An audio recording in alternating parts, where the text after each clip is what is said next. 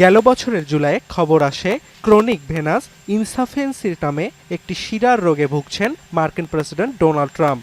সে সময় তার হাতে কালশিটে দাগ ও পা ফোলার ছবি বিশ্বব্যাপী আলোচনার জন্ম দেয়। প্রশ্ন জাগে, বিশ্ব দাপিয়ে বেড়ানো ট্রাম্প কি তাহলে পরাস্ত হচ্ছেন নিজের স্বাস্থ্যগত জটিলতার কাছে? তবে সব শঙ্কার অবসান ঘটিয়ে শুক্রবার ট্রাম্পের বার্ষিক স্বাস্থ্য পরীক্ষার ফলাফল জানিয়ে একটি বার্তা দেয় হোয়াইট হাউস।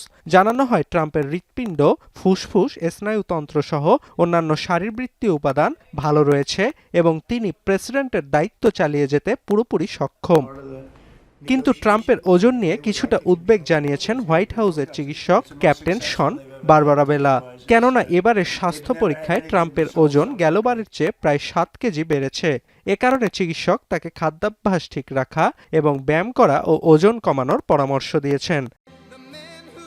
এছাড়াও বার্তাতে গেল বছরে ট্রাম্পের শরীরে বাসা বাঁধা ক্রনিক ভেনাস ইনসাফিয়েন্সি রোগের ফলো আপ রয়েছে। চিকিৎসক জানান, গত বছরের তুলনায় অবস্থার উন্নতি হয়েছে। পাশাপাশি ট্রাম্পের হাতের কালশিটে দাগের কারণও ব্যাখ্যা করেন চিকিৎসক। জানান, হৃদরোগ প্রতিরোধের জন্য অ্যাসপিরিন সেবনকালে ঘন ঘন হ্যান্ডশেকের কারণে এই সমস্যার সৃষ্টি হয়। অ্যাসপিরিন ছাড়াও কোলেস্টেরল নিয়ন্ত্রণে 2টি ওষুধ খান ট্রাম্প।